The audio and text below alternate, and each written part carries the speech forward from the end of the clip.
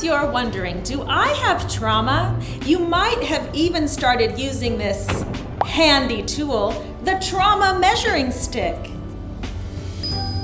The trauma measuring stick is a very unhelpful way to help you compare your trauma to other people's experiences. Perhaps you fall on, maybe it wasn't that bad, they had it so much worse than me, or an array of other comparisons that will help you minimize, dismiss, and continue to try and override your experiences altogether. Okay, here's the thing. This, of course, is ridiculous. There is no such thing as a trauma measuring stick, and yet, how many of us find ourselves doing that? I did it for decades. I see my clients doing it all the time. And I think we come by it pretty honestly.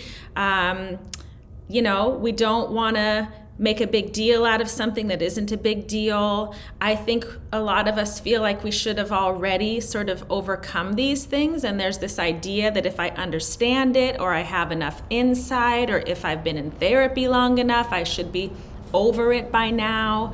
I think there's a lot of pushback about needing to be over things by a certain period of time. And unfortunately, all that does is actually exacerbate the very issues that we need support around.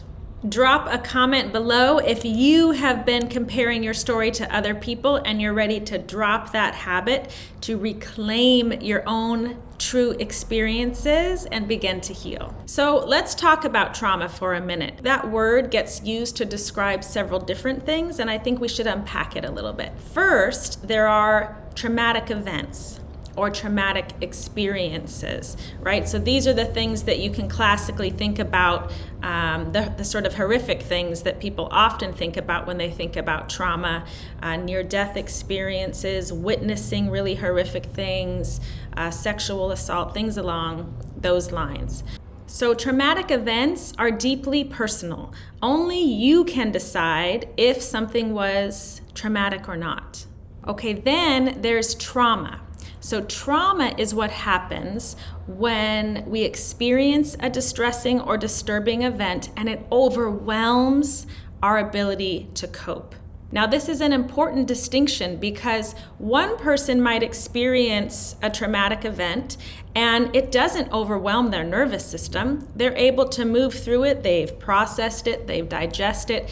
It hasn't sort of stayed with them as an imprint on their body. Someone else can experience the very same experience. There's no hierarchy here. There's no right or wrong. It's just about overwhelm to that person's system in the moment. And they might experience that same exact event, and it has now altered their experience of themselves and the world. They are stuck in what is called a trauma response. So I'll go into trauma responses in more detail in another video, but in a nutshell, there are 4 main trauma responses: fight, flight, freeze, and fawn. And when we are stuck in these trauma responses, sometimes called threat response, stress response, this is what can create these longer standing issues with trauma, such as PTSD or complex PTSD. So all of these things can be referred to as trauma, but it's important to kind of unpack it and see what you're actually talking about.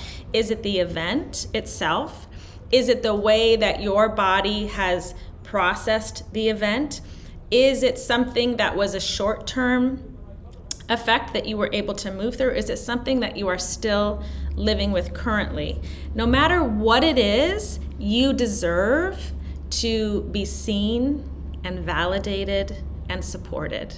As someone who experienced childhood trauma myself, largely from narcissistic abuse, I know what it's like now to live with unprocessed trauma that I was trying to work through. I was committed to healing, but because I wasn't naming it or understanding it as trauma, I was using the wrong tools, okay? So trauma lives in the nervous system. It's in the body. So we can't process it strictly with our intellectual, rational thinking mind. It's a different process. That's why we have different trauma therapies. And understanding myself from a trauma perspective allowed me to finally make sense to myself, because I could utilize my understanding of other things like trauma reenactment, trauma bonding, my experience of the different trauma responses. I finally made sense to myself. I could see, oh, this is why I've been doing what I've been doing, because I have unresolved trauma. My name is Dr. Ingrid Clayton. I'm a clinical psychologist, a trauma therapist, and a trauma survivor.